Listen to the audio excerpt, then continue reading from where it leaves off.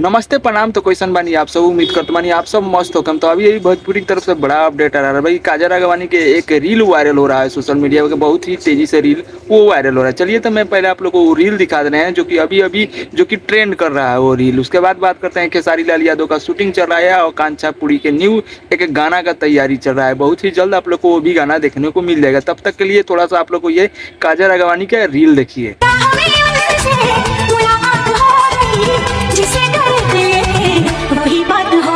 आपको बता दूं कि काफ़ी तेज़ी से काजल राघवानी के जो कि ये रील हिंदी सॉन्ग वाला जो कि काफ़ी तेज़ी से वो वायरल हो रहा है। यही नहीं, काजल राघवानी के जो कि स्क्रीन पर देख रहे हैं कि काफ़ी अलग ही लुक में दिख रही है। तो उम्मीद करते बानी आप लोग को अपडेट पसंद आए तो वीडियो को लाइक मारिएगा। रही बात खेसारी लाल यादव के, तो खेसारी लाल यादव के साथ आकांक्षापुरी के एक गाना का तैयारी चल रहा है। ये पिक स्क्रीन पर देख रहे हैं, शूटिंग चल रहा है। बहुत ही जल्द आप लोग को वो गाना भी देखने को मिलेगा।